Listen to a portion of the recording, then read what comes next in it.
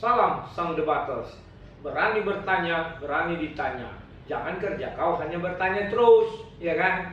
Nah, kemarin sudah saya suguhkan debat yang dibuat AWF itu ya, di mana Ustadz Masyud dihajar habis-habisan oleh yang pertama penanya, yang kedua oleh pendeta Muriwali itu ya. Nah, sekarang sesuai judul saya buat itu apa? Debat di Kedetua. Ya kan? Kalau kalian lihat cara berdebatnya si Masyud ini, Ustadz Masyud ini kayak di Kedetua itu nah, sampai berdiri dia terus mendatangi orang yang bertanya, tujuh segala macamnya. Kita saksikan dulu bagaimana serunya debat di Kedetua ala Ustadz Masyud.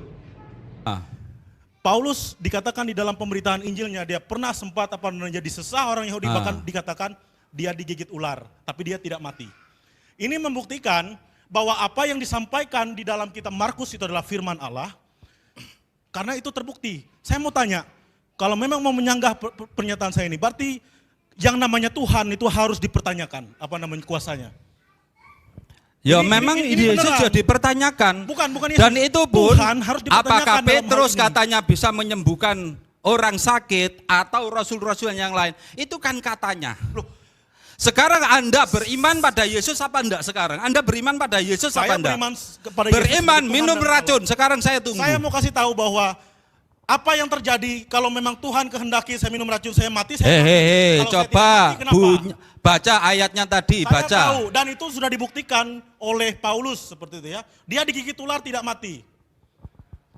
Sekarang kalau Bapak tidak percaya itu artinya Bapak tidak mempercayai bahwa Paulus Allah sendiri itu sering berkuasa. bohong. Ayo coba. Bukan. Ayo. Allah itu berkuasa atau tidak? Saya mau tanya. Siapa? Allah itu berkuasa atau tidak? Loh, kalau Allah berkuasa. Iya. Lalu kalau itu terjadi sesuai dengan perintah Allah, kalau tiba-tiba tidak terjadi, itu bukan perintah Allah. Gimana bisa bukan perintah Allah? Coba sekarang ya, coba sekarang kalau nggak bohong, Paulus nggak bohong. Yang benar penyaksi Yesus naik ke langit, ke surga 11 orang atau 500 orang? Gini ya, makanya kalau melihat Alkitab itu harus lihat konteks. Loh sebentar, lihat konteks, silakan baca, lihat konteksnya. Perhatikan ya, di dalam Alkitab tuh banyak sekali kejadian-kejadian seperti itu. Sebentar. Dikatakan Yesus memberi makan 5.000 orang. Hei, sebentar. Kalau itu 5.000, itu bukan 5.000. Halo. Sekarang coba lihat Markus pasal 19. Saya tahu. Berapa orang yang memberi kesaksian, berapa orang? Menurut keyakinan Anda di Markus berapa orang? Makanya kalau lihat, sebentar, 11 orang atau 500 orang? Markus itu ada keterkaitan dengan kitab-kitab lain, tidak bisa. Iya, keterkaitan dengan Korintus, Paulus.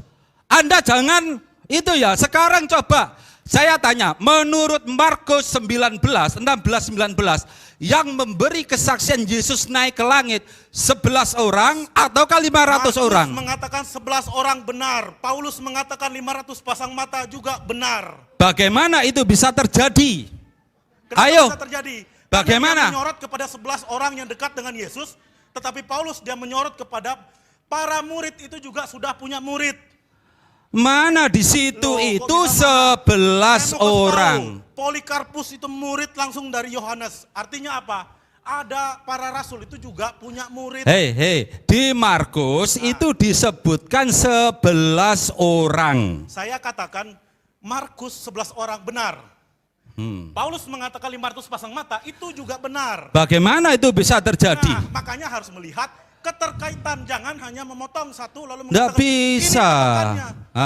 Coba kami yang paham. Coba sekarang, bukan hanya Anda yang paham. Sekarang gini, menurut tanya, bagaimana apakah Bapak sudah melakukan penggalian? Sudah saya gali. Sebelum Anda mahasiswa, saya sudah mengkaji.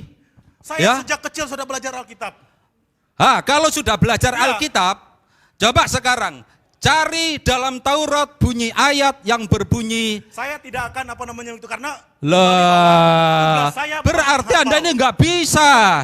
Coba ya, kalau menurut Yesus membuktikan satu persatu, saya hanya ingin Markus yang sedang kita permasalahkan. Oke, kalau memang Anda percaya Markus, kalau Anda minum racun nggak akan mati. Karena di situ ya disebutkan tanda-tanda ini menyertai orang yang percaya. Anda percaya apa enggak? Saya percaya. Nah, berarti Anda siap minum racun. Saya juga mau tanya, kalau itu adalah perintah Tuhan untuk Bapak, Tuhannya Bapak, Apakah Bapak berani juga melakukannya? Dengan iman. Tanda-tanda ini menyertai Saya mau tanya, orang misalnya yang percaya. Allahnya Bapak itu menyuruh kamu bisa minum racun. Bapak percaya atau tidak? Sebentar, Saya mau tanya dulu itu. Lah. Pak, harus clear juga. kalau ada perintah dari Allah saya minum racun. Sama, saya juga. Nah, ada perintah, tanda-tanda Karena saya ini. percaya dia berkuasa. Kalau saya mati, Lah, itu juga coba sesuai dengan perhatikan kehendak semua ya. Tanda-tanda ini menyertai orang yang percaya. Berarti Anda sudah percaya, ayo minum racun maut. Anda jangan munafik. Gimana? Anda Apa sudah namanya? percaya apa belum? Ayo. Anda sudah percaya atau belum? Baca ayat ini. Ayo. Hah? Loh, bukan berita. Bukan berita, itu Tanda-tanda hanya tanda. ini Itu hanya tanda. mempercayai orang yang percaya. Ayo. Iya, itu hanya tanda, Pak. Loh, ya Tanda apa? itu bukan perintah. Nggak ada kalimat perintah. Berarti Anda belum percaya. Bukan masalah belum percaya. Nggak paham Alkitab. Bapak yang tidak paham terhadap Alkitab. Tanda-tanda ini menyertai orang-orang yang percaya. Itu kalimat perintah atau bukan? Coba Bapak belajar bahasa Indonesia baik-baik. Saya mau kasih tahu. Coba, Belajar bahasa Indonesia baik. Itu kalimat perintah atau kalimat apa? tanda-tanda Kalimat pendukung ini adalah orang timur. Ya apa? Terus Bagaimana? gimana? Itu Anda orang timur apa bukan? Op. Tanda-tanda ini adalah orang timur. Berarti kan jelas. Perintah atau bukan? Bukan, tapi kan jelas tandanya. Kalau bukan perintah. Tanda-tanda ini adalah orang yang percaya Yesus sebagai Tuhan. Minum racun. Loh, Pak, itu perintah atau bukan? Saya tanya lagi. Perintah atau bukan? Baik, kita Berarti identitasnya. Berarti Bapak harus kembali lihat bahasa Indonesia dengan baik. Loh, Karena membuat Anda kalimat yang perintah, tidak secara paham. Contohnya sesuai gini. Pertanyaan. Tanda-tanda ini, nah, tampak sebagai orang tanda-tandanya. Tanda-tanda orang yang beriman. Sekarang saya tanya sama Bapak. Nah. Itu tanda atau perintah? Itu kalimat Loh, apa? tanda. Kalau tanda berarti Perintah atau melekat. bukan? Berarti Anda nggak ngerti bahasa Indonesia. Yang Bapak yang namanya tidak ngerti. tanda itu melekat pada diri Tapi Anda. kan harus belajar lagi buat kalimat yang benar ya. Bahaya gini kalau buat kalimat tanda-tanda lalu bilang Ini, perintah. ayo coba. Oke, saya Anda namanya siapa? Baik, sudah. Sebentar. Anda namanya siapa? nama saya tadi Trust. Siapa? Trust. Tanda-tanda teras adalah gemuk. Ya, betul. Ya kan? Ya. Tanda-tanda orang yang beriman minum racun tidak mati. Loh, gimana? Lah, yaitu tanda-tanda Ya, teras oke. adalah gemuk. Betul. Ya kan? Saya setuju. Tanda-tanda orang yang percaya Yesus minum racun tidak mati. Oke, saya setuju. Ya kan? Belajar bahasa Indonesia ya. Loh. Tanda-tanda teras adalah orang gemuk. Ya enggak? Ya, betul. Tanda-tanda orang yang percaya Yesus minum racun tidak mati. Saya percaya juga. Saya percaya, tapi bukan perintah. Loh, betul tidak Loh. perintah. Itu sudah tanda. Loh. Yang namanya teras itu ya gemuk. Yang namanya orang percaya minum racun tidak mati. Oke. Ya kan? Baik, sudah selesai. Ustaz. Belajar bahasa. Oke, terima kasih, Ustaz. Ya, oke. Terima kasih, sudah selesai. Belajar ya. Oke. Sarjana Elman. Pak. Belajar Jangan bahasa Indonesia menipu lagi. ya. Jangan menipu. Iya. Ya. Saya juga Ya. akan belajar bahasa Indonesia buat Baik. kalimat perintah. Nah, kalian sudah lihat kan, saya nggak bohong ya. Kalau kalian pernah di kedai tua duduk, orang tuh berdebat gitu, sampai tunjuk-tunjuk tuh, sampai datang dia ke lawan bicaranya dia. Nah, di dalam debat kali ini, itu kan penanya, bukan pemakalah. Paham ya? Baru kali ini saya dengar ada debat seorang pemakalah emosi dan marah kepada penanya, ya kan? Sampai dia garang sekali majukan begini, kamu teologi begini, pokoknya begini, datang dia. Itu kan tidak perintah, kata penanya ini. Bingung si Masyud ini, karena malu, Masyud ini kan akan malu nih, karena memang itu bukan perintah. Apa yang dibilangnya di Markus 16 itu ya kan dikatakan pergilah. Pergilah itu sebuah perintah, ya kan? Beritakanlah Injil ke seluruh dunia, itu perintah. Perintah kepada siapa? Yang di saat itu adalah murid-murid Yesus. Kan gampang melihatnya itu ayat itu kan. Uraikan satu-satu, ya kan? Barang siapa yang percaya akan dibaptis, yang tidak percaya nggak dibaptis dan kena hukum. Kan setelah masuknya orang ini diperintah pergilah mereka kan mengabarkan Injil. Yang percaya akan dibaptis. Kan Yesus bilang yang percaya itu kan pergilah jadikan seluruh bangsa muridku, baptislah katanya kan di Matius 28 ayat 19 dia. Nah, artinya nanti ketika orang yang menginjil ada yang percaya akan dibaptis. Kan demikian. Nah, dibilang lagi di situ mereka memegang ular. Ular itu kan iblis. ya kan, dicengkram mereka iblis kan gitu. Sekalipun, nah yang sering dipermasalahkan orang ini adalah kata sekalipun mereka meminum racun, mereka tidak akan mati, ya kan demikian. Nah, si Mas'ud mengira kalimat sekalipun itu adalah perintah. Minumlah racun, kau tidak mati, dan itu adalah bukti kau orang percaya, kan begitu.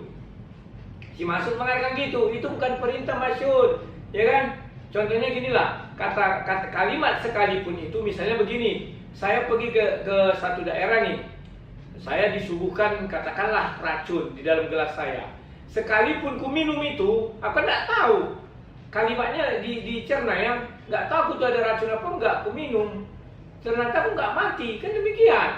Atau sekalipun aku diracuni, gitulah bahasa gampangnya. Bukan perintah minumlah racun, maka itu adalah bukti kau orang beriman. Kalau kau tidak mati, kalau kau mati berarti kau tak beriman. Bukan begitu.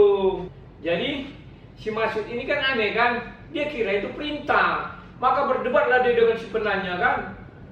Tanda-tanda badanmu besar kan?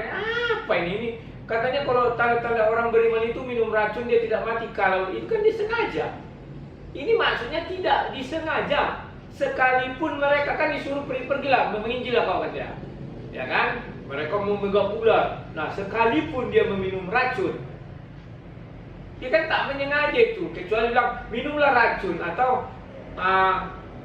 kasihlah racun, diminum mereka tak akan mati kan sekalipun mereka. Jadi ketika dia menginjil, dia nggak tahu ternyata dikasih racunnya diminum, dia nggak mati. Nah, sebenarnya gampang ini.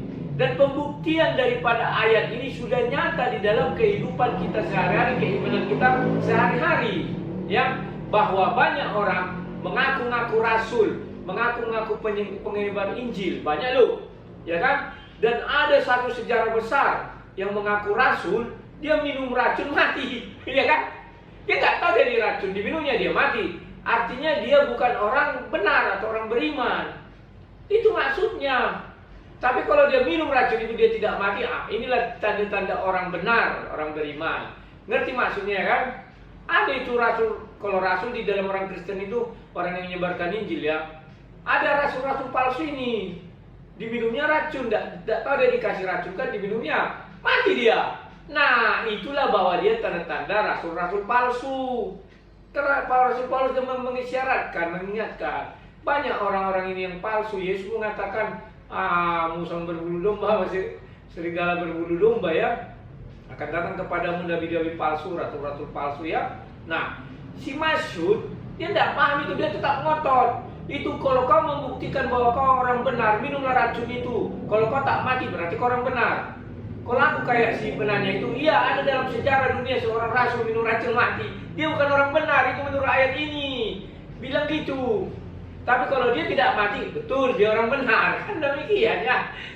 Selesai permasalahan. Kalau ditanya siapa rasulnya, ya cari sendirilah. Kan banyak itu dicerita para rasul, apa kan segala macam, ada rasul-rasul palsu kan. Ya kan, paham kalian maksud saya? Oke, jadi kalian sudah menyaksikan, ditontonkanlah yang namanya debat KD Tua.